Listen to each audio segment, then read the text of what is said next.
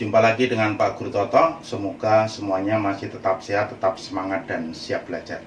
Oke, kali ini Pak Guru Toto akan membahas materi fungsi naik dan fungsi turun dalam fungsi trigonometri. Siap belajar, jangan lupa juga like, komen, dan subscribe di video Pak Guru Toto di YouTube channel ya. Baik. Oke, sekarang kita mulai dengan pengertian ya. Misal, diketahui grafik fungsi Y sama dengan fx, continue seperti pada gambar berikut ya. Di gambarnya, ini fungsinya naik untuk interval X-nya lebih kecil dari A ini ya.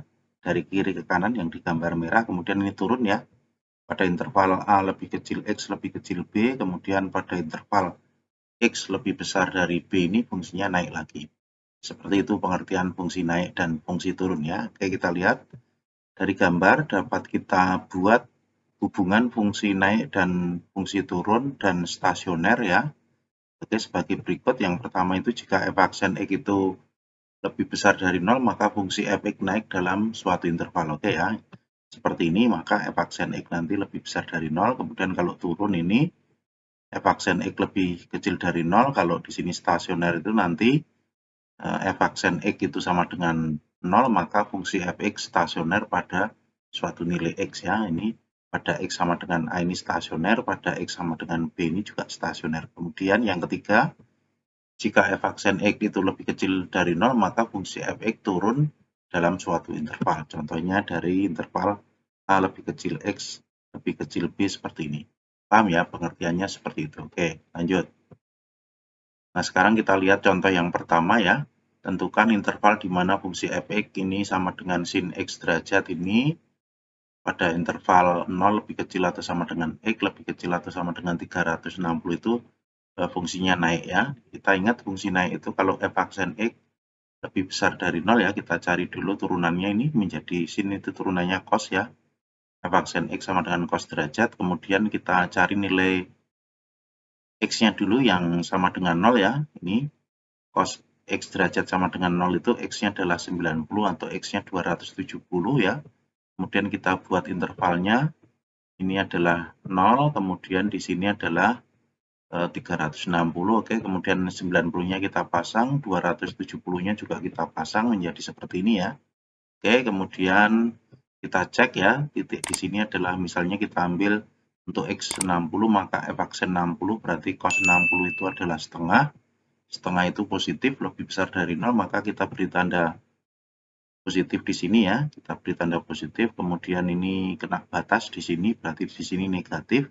Atau boleh dicek, misalnya diambil nilai X sama dengan 120, boleh, pasti nanti ketemunya negatif. Kemudian kena batas ini juga di sini positif, menjadi seperti itu. Boleh dicek juga kalau X-nya 300 pasti nilainya positif. Oke, maka dapat kita simpulkan ya ini ya, f aksen X itu lebih besar dari 0, maka fungsi fx naik dalam suatu interval, berarti kita ambil nilai yang positif, maka nanti penyelesaiannya adalah fungsi fx naik pada 0 lebih kecil dari X lebih kecil dari 90, atau di sini ya 270 lebih kecil dari X, X-nya lebih kecil dari 360, menjadi seperti itu. Paham? Bisa dimengerti ya? Oke. Sekarang kita lanjut ke contoh yang kedua ya. Kita lihat ini. Tentukan interval di mana fungsi Y sama dengan cos kuadrat X itu pada interval 0 lebih kecil atau sama dengan X lebih kecil atau sama dengan 2pi itu turun. Ini sudutnya dalam radian ya. Kita lihat penyelesaiannya.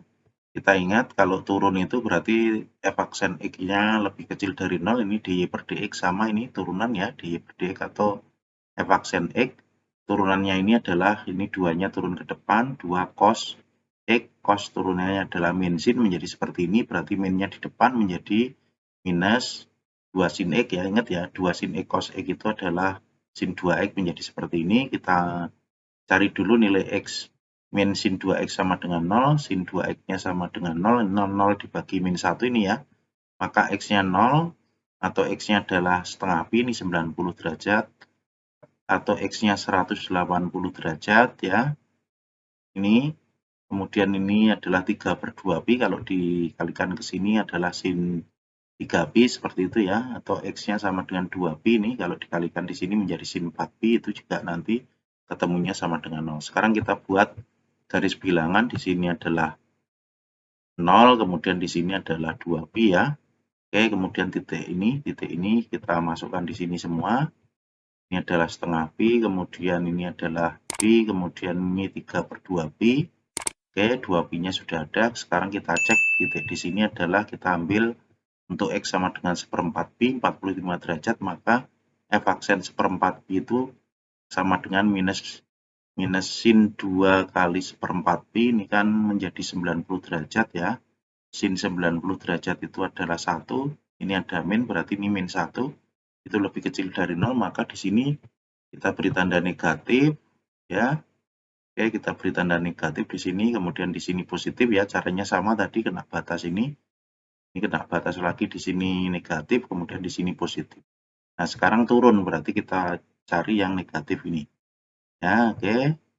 Maka penyelesaiannya jadi Fx turun pada interval 0 lebih kecil dari X lebih kecil dari setengah pi ini, kemudian yang di sini adalah pi lebih kecil dari X lebih kecil dari 3/2pi menjadi seperti ini. Paham? Bisa dimengerti ya? Oke. Sekarang lanjut ke contoh yang ketiga ya. Kita lihat ini, tentukan interval di mana fungsi Y sama dengan sin 2X, X-nya itu 0 sampai 2pi itu naik. Berarti nanti F aksen X itu lebih besar dari 0 atau dy/dx lebih besar dari 0 ya. Kita lihat penyelesaiannya ini. Y sama dengan sin 2X, maka dy/dx itu turunan dari sin adalah cos, kemudian turunan dari 2X adalah 2 menjadi 2 cos 2X. Kita buat dulu 2 cos 2X itu sama dengan 0 atau cos 2X-nya sama dengan 0, maka X-nya ini didapat 1/4 pi. Ingat ya cara mencarinya ini ya, kita tidak mengulang lagi ini membahas materi ini ya, ini sudah kita ulang, lihat lagi di video Pak Guru Toto ya. Oke, kemudian X sama dengan 3/4pi, X sama dengan 5/4pi, dan X-nya sama dengan 7/4pi. Kita buat garis bilangan lagi ya. Di sininya 0, kemudian di sini adalah 2pi seperti batas yang ini ya. Oke, kemudian ini titik ini kita tulis 1/4pi, kemudian ini 3/4pi, kemudian ini 5/4pi, kemudian ini 7/4pi ya, sama ya. Kemudian kita cek lagi untuk titik di sini adalah 1/6pi, kita masukkan ya. F aksen 1/6pi itu berarti sama dengan 2 kali cos 2 kali 1/6pi, ini adalah 1/3 pi itu 60, berarti 2 kali cos 60 adalah setengah kali 2 berarti 1, berarti tandanya nanti di sini positif ya. Oke, kita lihat ini positif, kemudian ini kena batas, ini negatif, kena batas lagi di sini positif, kemudian kena batas ini negatif, berarti di sini positif ya.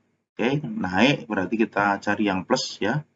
Berarti penyelesaiannya adalah 0 lebih kecil atau 0 lebih kecil dari X lebih kecil dari 1/4pi, atau di sini adalah 3/4pi lebih kecil dari X lebih kecil dari 5/4pi, yang di sini adalah 7/4pi lebih kecil dari X lebih kecil dari 2pi. Ini fungsi Fx itu naik.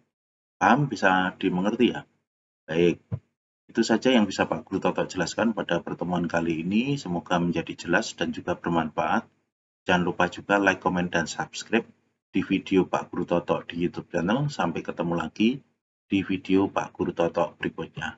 Oke, thank you.